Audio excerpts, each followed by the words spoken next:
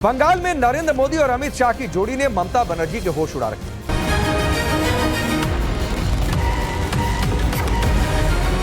UCC तुष्टीकरण को समाप्त करता है। ओए बीजेपी भाई, दिल्ली থেকে এলেও भाई। बंगाल में ओवैसी के साथ क्या खेला हो गया। पाठशाला की पहली क्लास, डबल पैसा, नौकरी, सैलरी। मोदी शाह ने बंगाल के लिए आज कौन सा खजाना खोल दिया कि ममता बनर्जी के होश उड़ गए। बीजेपी जीती तो मछली अंडा खाने को नहीं मिलेगा, जो ममता बनर्जी आरोप लगा रही थी। इस पर अमित शाह ने आज क्या जवाब दिया कि ममता बनर्जी का नॉनवेज कार्ड फेल हो गया, जिसकी चर्चा हो रही है। ममता बना मोदी की टक्कर में कौन आगे, बंगाल की वो धमाकेदार ग्राउंड रिपोर्ट जो सबको चौंका दी। सवाल यह भी कि बंगाल में ओवैसी के साथ क्या खेला हो गया। उधर मुस्लिम वोटों पर घिरी ममता की अचानक क्या लॉटरी लग गई, ये क्यों कहा जा रहा। बंगाल में नरेंद्र मोदी और अमित शाह की जोड़ी ने ममता बनर्जी के होश उड़ा रखे। आज तो कुछ ऐसा हुआ कि ममता बनर्जी के लिए यह चुनाव और भी ज्यादा मुश्किल हो गया, क्योंकि पहले ही ममता बनर्जी एसआईआर से लेकर अधिकारियों की ट्रांसफर पोस्टिंग और घुसपैठियों के मुद्दे तक हाथ पांव पटक रही थी। लेकिन आज तो ममता बनर्जी के उस दांव की काट लेकर बीजेपी आ गई, जो दांव ममता बनर्जी की चुनावी ताकत रहा है। आज हम इसके बारे में आपको बताएंगे, क्योंकि आप ये देखिए कि कल ही बंगाल में पीएम मोदी ने 6 गारंटियां दी थी और कहा था कि उनकी सरकार आ रही है, पार्टी की सरकार आ रही है। आज बंगाल के लिए बीजेपी ने खजाना खोल दिया। ममता बनर्जी महिलाओं और युवाओं को जितना पैसा देने का चुनावी वादा कर रही हैं, उससे डबल पैसा देने का वादा बीजेपी ने कर दिया। इसके अलावा नौकरी को लेकर, सैलरी को लेकर और दूसरे मुद्दों पर भी बीजेपी ने ऐसे ऐसे वायदों के धमाके किए, जो ममता बनर्जी के लिए नया चैलेंज बन गए हैं कि इसका जवाब कैसे दिया जाए। बीजेपी अपने मैनिफेस्टो में चुन चुनकर ऐसे वादे लेकर आई जो ममता बनर्जी की सियासी जमीन को हिला सकते हैं, उनके वोट बैंक में सिरमारी कर सकते हैं। पहला बड़ा वादा हो गया यूसीसी लागू करने से लेकर घुसपैठियों को भगाने तक, महिलाओं को हर महीने 3000 रुपए देने से लेकर बेरोजगारों को भत्ता देने तक। बीजेपी के हर बड़े वादे के बारे में आपको जानकारी दूंगा।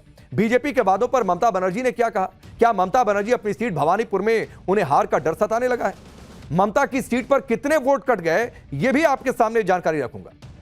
बंगाल के एसआईआर को लेकर सुप्रीम कोर्ट से ममता बनर्जी के लिए क्या बड़ी खबर आ गई, चुनाव आयोग ने कैसे ममता बनर्जी को नया झटका दे दिया, यह सब पूरी रिपोर्ट आपके सामने रखूंगा।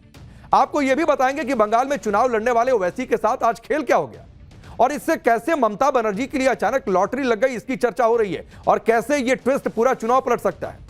लेकिन पहले देखिए कि बंगाल में मचे सियासी घमासान की आज की झलक क्या रही।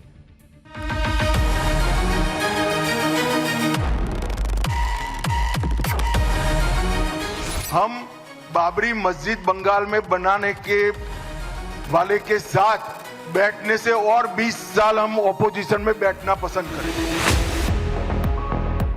यूसीसी तुष्टीकरण को समाप्त करता है। ओए बीजेपी भाई, दिल्ली থেকে এলেও भाई। ममता जी को जो करना है वो करे। पूरे देश में जहां भारतीय जनता पार्टी की सरकारें हैं, यूसीसी लागू हो कर रही है।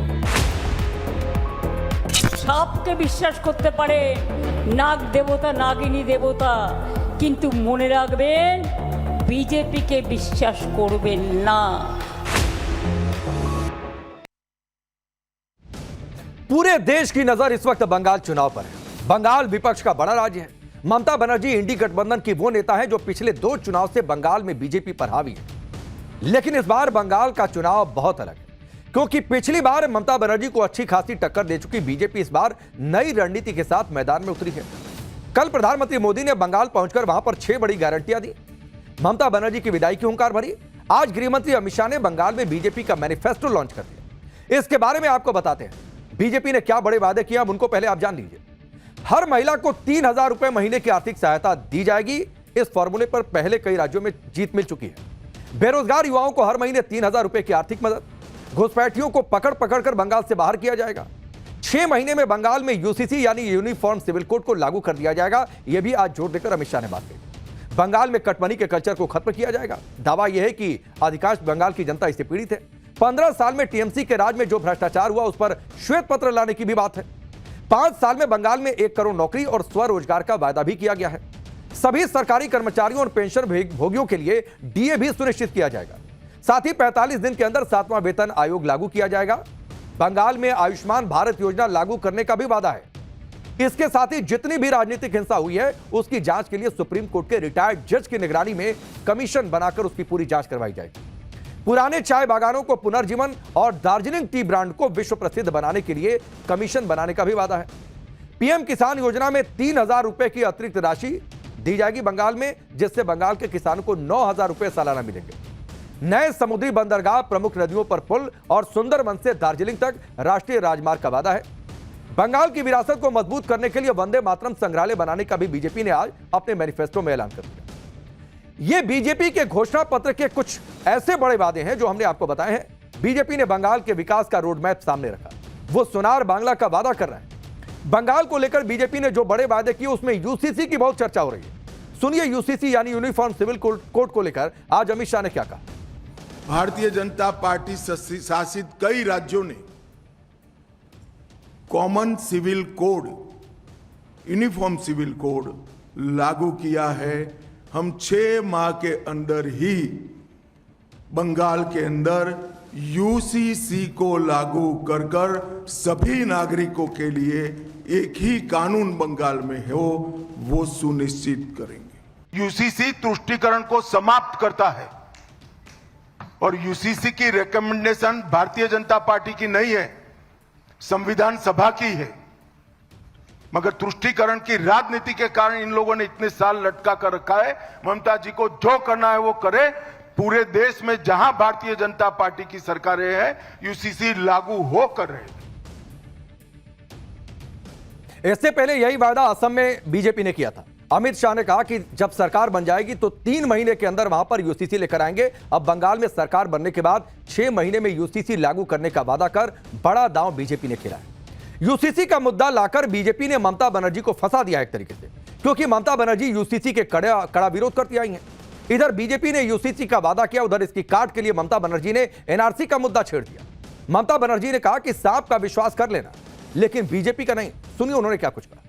সাপকে বিশ্বাস করতে পারেন, নাগ দেবতা নাগিনী দেবতা, কিন্তু মনে রাখবেন বিজেপিকে বিশ্বাস করবেন না। করলেন আর গেলেন। আসামে মনে আছে এনআরসি করে 19 লক্ষ লোকের নাম বাদ দিয়েছিল, তার মধ্যে 13 লক্ষ ছিল হিন্দু আর 6 লক্ষ ছিল মুসলমান। তাদের ডিটেনশন ক্যাম্পে পাঠানো হয়েছিল। अब सवाल तो यह भी है, जिस तरीके से साहब की चर्चा ममता बनर्जी ने की कि बीजेपी के वायदों मैनिफेस्टो को देखकर क्या उन्हें सियासी जमीन खिसकती नजर आई, क्या डर सताया चुनावी नतीजों का।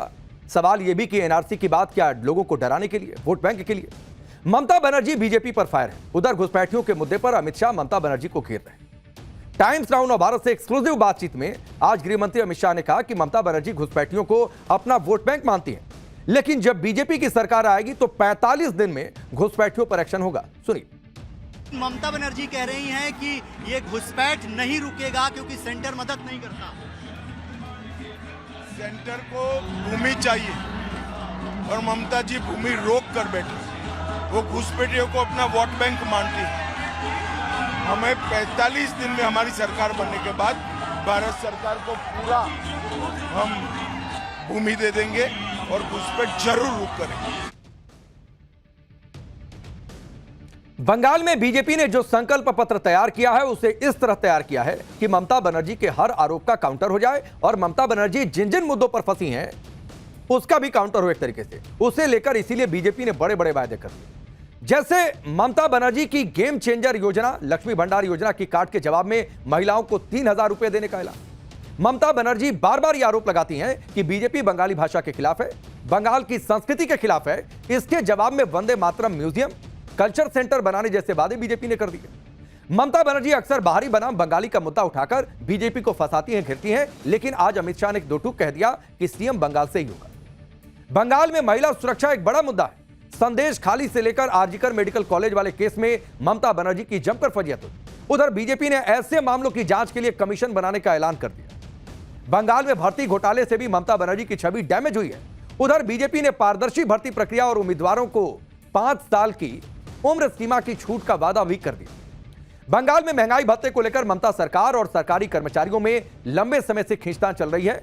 उधर बीजेपी ने सभी कर्मचारियों को महंगाई भत्ता और 7वें वेतन आयोग लागू करने का वादा कर ममता बनर्जी को फंसा दिया और अपने वोट बैंक को के दायरे को बढ़ाने की कोशिश की। ममता बनर्जी यह माहौल बना रही थी कि बीजेपी सत्ता में आई तो मांस मछली खाना मुश्किल हो जाएगा। ममता बनर्जी कह रही थी कि बीजेपी आ गई तो तय करेगी कि कौन क्या खाए, उस पर बैन लग जाएगा। आज अमित शाह ने इसका भी जवाब दिया कि टीएमसी अफवाह फैला रही है, मछली अंडे खाने पर कोई रोक नहीं होगी, लोगों के खाने की चॉइस पर कोई हमला नहीं होगा। यानी आज बीजेपी ने अपने वायदों से ममता बनर्जी की मुश्किलें भी बढ़ा दी और उन्हें फंसा भी दिया। एक तरीके से बीजेपी ने आज बंगाल की महिलाओं के लिए भी बड़े बड़े ऐलान किए, टीएमसी को बड़ा झटका दे दिया है। बंगाल की महिलाओं के लिए बीजेपी ने जो 8 बड़े वादे किए वो अब आपको बताता हूं। पहला बड़ा वादा है महिलाओं को हर महीने 3000 रुपए का वादा, हर महीने 1 से 5 तारीख के बीच में ये पैसे अकाउंट में आ जाएंगे। इसकी भी डेडलाइन दे दी। पुलिस बल समेत सभी नौकरियों में महिलाओं को 33% आरक्षण दिया जाएगा। हर मंडल में महिला थाना बनेगा। महिला स्वास्थ्य के लिए फ्री टीकाकरण और कैंसर की स्क्रीनिंग होगी। संस्थागत डिलीवरी का भी वादा किया गया है। गर्भवती महिलाओं को 21,000 की आर्थिक सहायता और 6 पोषण किट देने का भी वादा है। बंगाल में 75 लाख लखपति दीदी बनाई जाएंगी। बसों में महिलाओं को फ्री ट्रैवल की सुविधा मिलेगी। संदेश खाली समेत ऐसे मामलों की रिटायर्ड महिला जज से जांच करवाई जाएगी। दरअसल पश्चिम बंगाल में महिला मुख्यमंत्री और इसको लेकर बार बार यह होता है कि महिलाओं की हक की सबसे ज्यादा बात वो करती हैं, इसीलिए महिलाओं के लिए अलग से वायदा बीजेपी ने किया। इन वायदों में सबसे बड़ा वादा है 3000 रुपए की आर्थिक मदद। यह वो वायदा है जो बंगाल में ममता बनर्जी की सबसे लोकप्रिय लक्ष्मी भंडार योजना की काट है। ऐसा माना जाता है कि टीएमसी की मजबूत पकड़ के पीछे इसी योजना का बड़ा हाथ है। ममता बनर्जी ने इस योजना को साल 2021 में शुरू किया था। सामान्य वर्ग की महिलाओं को 1000 रुपए महीना और SC/ST वर्ग की महिलाओं को 1200 रुपए महीने दिए जाते थे। इस साल के बजट में भी ममता बनर्जी ने लक्ष्मी भंडार योजना की राशि बढ़ा दी। सामान्य वर्ग की महिलाओं के लिए राशि बढ़ाकर 1500 रुपए कर दी गई और SC/ST वर्ग की महिलाओं के लिए 1700 रुपए महीने। बंगाल में करीब 2 करोड़ 42 लाख महिलाएं इस योजना की लाभार्थी हैं और यह ममता बनर्जी की बड़ी सियासी ताकत मानी जाती है। लिहाजा बीजेपी की नजर इस बड़ी ताकत पर। दावा है कि 2021 में ममता बनर्जी की जीत में इस योजना ने बहुत बड़ा रोल निभाया था। ऐसे में बीजेपी ने बंगाल की महिलाओं को 3000 रुपए महीने का वादा करते हुए ममता बनर्जी को बड़ी टेंशन दे दी। अब आप यह देखिए कि बंगाल में महिला वोटर्स कैसे चुनाव दर चुनाव ममता बनर्जी के लिए गेम चेंजर साबित होती आई हैं। उसके बाद आप यह समझेंगे कि बीजेपी ने यह वायदा किया। साल 2021 के बंगाल की महिलाओं का वोटिंग प्रतिशत पुरुषों के मुकाबले थोड़ा ज्यादा था, यानी चुनावी प्रक्रिया में बंगाल की महिलाएं ज्यादा एक्टिव रही। साल 2021 में टीएमसी को 50% महिला वोट मिले और बीजेपी को 36%। तो ये जो गैप था 14% का, ये अंतर बड़ा पैदा कर गया। साल 2024 में यह आंकड़ा और बढ़ गया। लोकसभा चुनाव में टीएमसी को 53% महिला वोट मिले और बीजेपी को 33%, यानी 20% का गैप। साल 2016 में टीएमसी को 47% महिला वोट मिले थे और 2011 में 49%।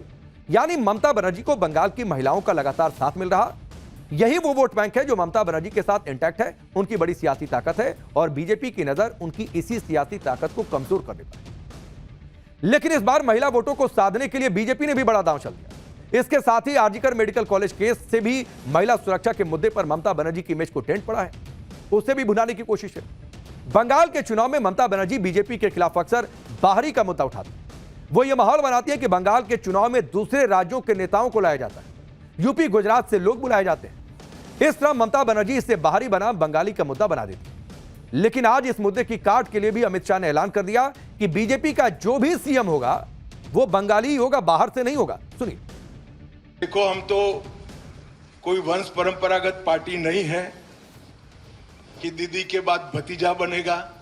कोई भी बंगाली बन सकता है। बंगाल का ही बासिंदा भारतीय जनता पार्टी बंगाल का मुख्यमंत्री बनेगा। अब जरा भी चिंता न करिए, वो सक्षम भी होगा, योग्य भी होगा, लीडर भी होगा और सुशासन को प्रस्तावित भी करेगा।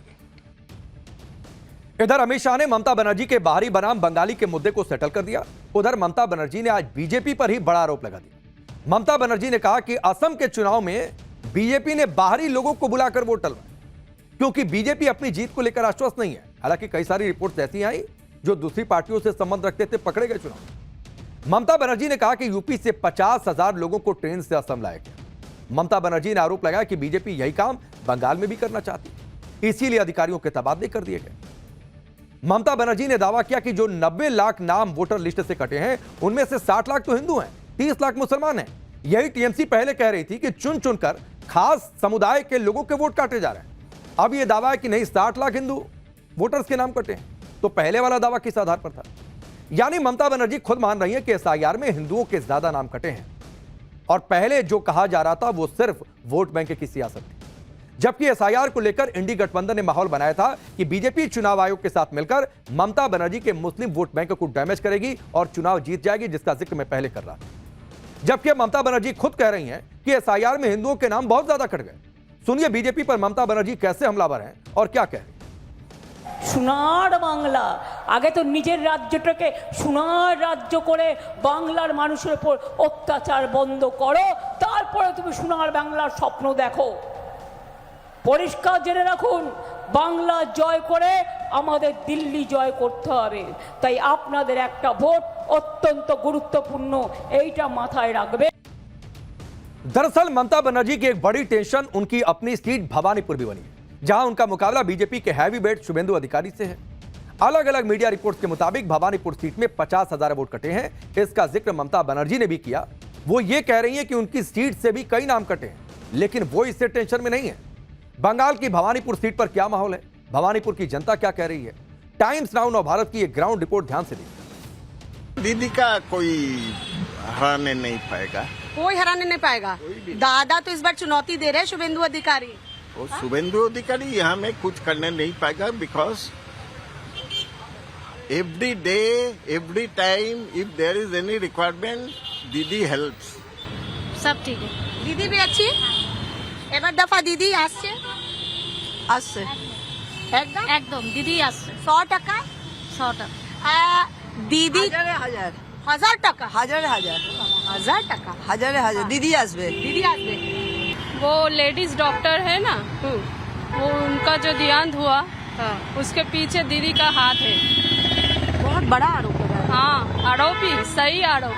हम लोग जानबूझ के ही आरोप लगाता है ताकि कुछ हो। हाँ, लेकिन यहाँ कुछ नहीं होता। लोग डरे हुए हैं क्या बंगाल में इस बार चुनाव? वो तो बहुत डरा हुआ है, इसलिए कुछ नहीं बोला। ऑफिस में की चर्चा, কোন আসছে কোন যাচ্ছে? মমতা বন্দ্যোপাধ্যায়। মমতা বন্দ্যোপাধ্যায়। ममता दीदी আসছে ऑब्वियसली 100%। अच्छा, इस बार भवानीपुर का चुनाव इंटरेस्टिंग होगा या एक तरफा? ये बहुत सहज सवाल किया है मुझे, ये सवाल का बहुत सहज सहज सवाल है। आंसर ममता बंद्योपाध्याय। हाँ, बंगाल की जनता काफी चुप है। सब लग रहा है मत के दिन ही बस जवाब देंगे। से आने के पहले का सन्नाटा है। तूफान मतलब आएगा टीएमसी कुछ- के लिए खतरा। कुछ न कुछ तो जरूर होने वाला है। ओ बाबा, ये की दीदी के बाड़ी के पास हम खड़े हैं और ये कोई दिक्कत नहीं है, अब जो सच्चाई है वही है। For in my opinion, if we take when Bhavanipur में election would be coming, I don't think Mamata Banerjee is going to win this time. ओ, क्या बात? Let's see. Then the Bhawanipur में दीदी हार जाएंगे? हार जाएगी। नंदीग्राम में हार गई, चला वो तो उनका। आप देख लेना। भवानीपुर हार जाएंगी। हाँ। भवानीपुर तो आप नहीं लगता ना, मुझे भी नहीं लगता। उतना भी Dissatisfied over there. Have you seen the roads? If you see everywhere. Bhawanipur में जो भवानीपुर घर है। भवानीपुर जो मारवाड़ी और सिख का जो वहाँ ये है ना, इस बार ममता के अगेंस्ट वो लोग हम लोग को लगता है वो वोट देंगे। लगता है। अब भवानीपुर का रिजल्ट क्या वाकई तूफानी रहता है? 4 मई का इंतजार कीजिए, बहुत दूर है नहीं। बंगाल में इस वक्त ममता बनर्जी के लिए एसआईआर का मुद्दा ही सबसे बड़ा है। वो ये भरोसा दे रही हैं कि इसके लिए वो फिर से सुप्रीम कोर्ट जाएंगे, जो नाम कटे हैं उनको फिर से जुड़वाएंगे। हालांकि चुनाव आयोग ने कल ही दूसरे चरण की वोटर लिस्ट को भी फ्रीज कर दिया है।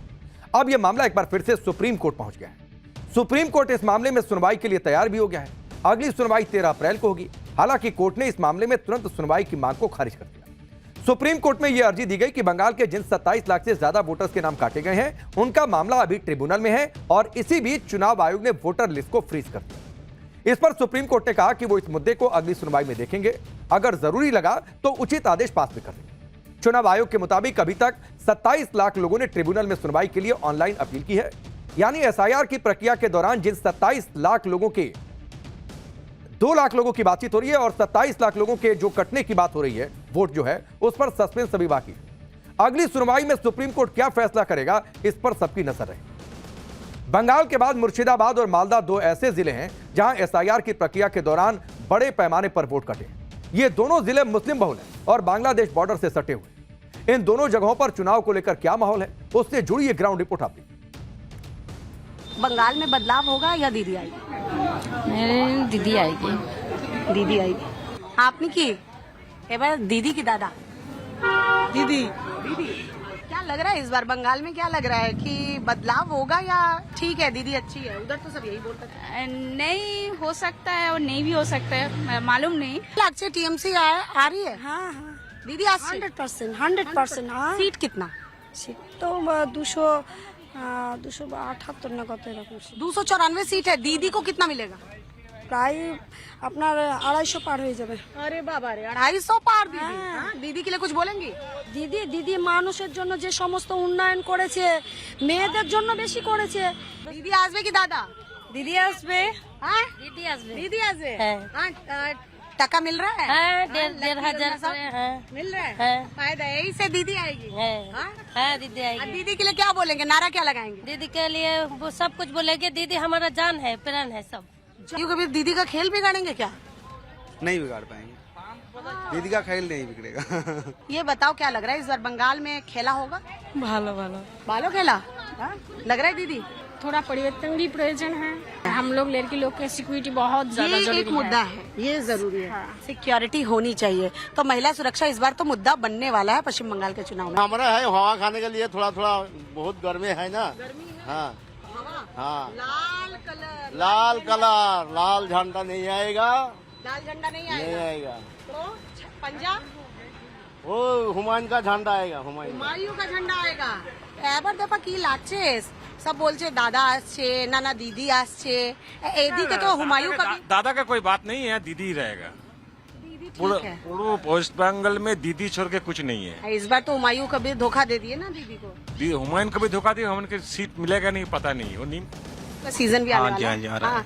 इधर क्या लग रहा है इस बार फाइट है किसके बीच? हाँ ऑफ कोर्स टीएमसी जीतेगा, ऑफ कोर्स टीएमसी जीतेगा, ये देखो कॉन्फिडेंस है। हाँ मालदा में कितनी सीटें निकाल ले जाएगी टीएमसी? लगभग I think it's more than 190 something. Malda से नहीं, मतलब पूरा बंगाल की पूरा बात कर रहा हूँ। 190 टीएमसी हाँ, जा आ जाएगी। सकता है। तो इस बार परिवर्तन की जरूरत है भी कि नहीं? हाँ थोड़ा बहुत परिवर्तन का जरूरत है। जो चीज दीदी का बाकी है काम वो करना चाहिए। इस बार बहुत ही चांस है बीजेपी का, क्योंकि हिंदू थोड़ा जाग गया है। अगली बार की तरह नहीं है, अभी हिंदू जाग गए है, तो लगता है बीजेपी आ जाएगा। टीएमसी को तो कमजोर कहीं ना कहीं हुमायूं मालदा में कांग्रेस आएगा और बंगाल में टीएमसी आएगा, मालदा में कांग्रेस। आप सहमत हैं? बीजेपी के नहीं आना चाहिए। তো এবার দফা কি লাগছে বাঙ্গাল চুনামে কি হবে? ওটা আমি জানি না। হ্যাঁ ওটা আমি খেলা হবে? হবে খেলা তো হবে। तो क्या वाकई बंगाल में खेला होगा? मुर्शिदाबाद हाल फिलहाल वैसे भी सियासी तौर पर ज्यादा चर्चा में रहा है। एक और फैक्टर की बात करते हैं। बंगाल में मुस्लिम वोटों को लेकर जो लड़ाई हो रही है उसमें एक फैक्टर हुमायूं कबीर और ओवैसी भी, जिनका गठबंधन ममता बनर्जी का खेल बिगाड़ने वाला था और यह चर्चा बड़ी जोरों शोरों से चल रही थी। लेकिन अचानक खुद ओवैसी का खेल बिगड़ गया, क्योंकि हुमायूं कबीर का एक वीडियो वायरल हो गया, जिससे टीएमसी को उन आरोपों को दोहराने का मौका मिल गया जिसमें टीएमसी कहती रहती है कि हुमायूं कबीर और ओवैसी जैसे लोग तो बीजेपी की पीठ है। जैसे ही हुमायूं कबीर पर आरोप लगे तो ओवैसी ने देर नहीं लगाई और तुरंत कह दिया कि गठबंधन अब नहीं है। बंगाल में ऐलान कर दिया कि ओवैसी की पार्टी हुमायूं कबीर की पार्टी एजेयूपी से गठबंधन तोड़ रही है, अकेले चुनाव लड़ेगी बंगाल। एमआईए ने अपने सोशल मीडिया हैंडल पर लिखा, हुमायूं कबीर से जुड़े खुलासों से यह जाहिर हो गया कि बंगाल के मुसलमान कितने कमजोर हैं। एमआईएम ऐसे किसी भी बयान से खुद को नहीं जोड़ सकती जिससे मुसलमानों की गरिमा पर सवाल उठे। आज की तारीख में एमआईएम ने कबीर की पार्टी के साथ अपना गठबंधन तोड़ लिया। हम बंगाल चुनाव स्वतंत्र रूप से लड़ेंगे और आगे किसी भी पार्टी के साथ हमारा कोई गठबंधन नहीं होगा। बंगाल चुनाव में ओवैसी और हुमायूं कबीर की सियासी दोस्ती 14 दिन भी नहीं चली, जबकि कहा यह जा रहा था कि आजीवन चलेगी, अगले चुनावों कई चुनावों तक चलेगी। बीच चुनाव ओवैसी ने हुमायूं कबीर का हाथ झटक दिया, लेकिन हुमायूं को अभी भी उम्मीद है कि ओवैसी लौटकर उनके पास आएंगे। इसीलिए जब उससे गठबंधन टूटने के बारे में पूछा गया तब उन्होंने कहा कि ओवैसी उनके बड़े भाई हैं और जब तक वो जिंदा रहेंगे तब तक ओवैसी को अपना बड़ा भाई मानते रहेंगे। सुनिए। साहब भी साथ में आने वाले थे, लेकिन गठबंधन टूटा, कहीं ना कहीं आपको दुख भी होगा। पूछिए, 2-1 दिन वेट कर लीजिए, इनका पीछे क्या सजेस्ट है, मैं सारे आपको ओपन करूंगा। उम्मीद है कि वापस से गठबंधन हो सकता है, बातचीत करेंगे। बड़ा भाई आप बोल रहे थे उनको, छोटा भाई वो आपको अभी भी बोल रहा है। जो वैसी साहब मेरा बड़ा भाई है, मैं जिंदगी में जितना दिन जीऊंगी इतना दिन बड़ा भाई मानूंगी, लेकिन पॉलिटिकल सिचुएशन कभी कभी बिगाड़ते हैं। आप सोचिए, इतने जोर शोर से गठबंधन का ऐलान हुआ था, पटके तक में आधा हुमायूं कबीर की पार्टी और आधा एमआईएम की पार्टी का कलर लगा हुआ था। लेकिन ओवैसी ने हुमायूं कबीर से गठबंधन इसलिए तोड़ लिया क्योंकि हुमायूं कबीर पर आरोप लग रहे कि उनके बीजेपी से सांठगांठ है। इसको लेकर अपुष्ट वीडियो भी वायरल हो रहे हैं, लेकिन हुमायूं कबीर इन आरोपों से साफ तौर पर इनकार कर रहे हैं। आज जब गृहमंत्री अमित शाह से इस पर सवाल किया गया तो उन्होंने साफ साफ कह दिया कि बीजेपी और हुमायूं कबीर नॉर्थ पोल और साउथ पोल की तरह हैं, जिनका मिलना कभी संभव नहीं है। सुनिए। भाई, आप ममता जी की क्षमताओं से अनजान हो। ममता जी ऐसे 2000 वीडियो बना सकती हैं। हुमायूं कबीर और Bharatiya Janata Party South Pole North Pole है, कभी हमारा मेल नहीं खा सकता। हम बाबरी मस्जिद बंगाल में बनाने के वाले के साथ बैठने से और 20 साल हम ऑपोजिशन में बैठना पसंद करेंगे। सवाल था, सवाल में दो टूक जवाब भी था, और जवाब यह था कि यह सब तो साजिश है। हुमायूं कबीर के साथ गठबंधन तोड़ने पर विपक्ष में कांग्रेस जैसी पार्टियां भी ओवैसी की जमकर खिंचाई कर रही और यह कह रही हैं कि यह साबित हो गया है कि ओवैसी बीजेपी की बी टीम है। लेकिन एमआईएम ने भी कांग्रेस को तगड़ा जवाब दिया। एमआईएम के यूपी अध्यक्ष शौकत अली ने कहा कि पिछले बंगाल चुनाव में एक भी सीट ना जीतने वाली कांग्रेस इस बार पूरे बंगाल में सभी सीटों पर अकेले चुनाव लड़कर बीजेपी को फायदा पहुंचाएगी। जब एक महीने की पार्टी को 1000 करोड़ का ऑफर हुआ तो सोचिए 100 साल की बूढ़ी कांग्रेस को 2000 करोड़ का तो सौदा हुआ ही होगा। ऐसे भी कांग्रेसियों का बिकने का पुराना इतिहास रहा है। ये एमआईएम की ओर से तगड़ा वार किया गया कांग्रेस पर, उनके बंगाल में चुनावी अस्तित्व को याद दिलाते। जीरो हमने इन्वेंट किया, हमने बताया दुनिया को, जहां योग है वहां रोग नहीं। सबसे पुरानी सभ्यता है हमारी। गुलामी से तो और देश भी लड़े भाई, पर आजादी के लिए अहिंसा का रास्ता बस हमारा था। अपने पसीने से जमीन सींचता किसान और घर में घुसकर मारने वाले जवान, बस इसी मिट्टी ने जने हैं। इसके हाथ ने जब थामा जज्बा तो इतिहास रचे। कदम बढ़ाए तो चांद का वो हिस्सा चूमा भाई, जहां कोई कभी नहीं पहुंचा। आज पूरी दुनिया में शान से लहरा रहा है तिरंगा, और इसके पीछे है गर्व से भरी अनगिनत कहानियां जो लिखी जा चुकी हैं और लिखी जा रही हैं, जिन्हें मैं सुनाऊंगा राष्ट्रगान रोज शाम 6:25 पर।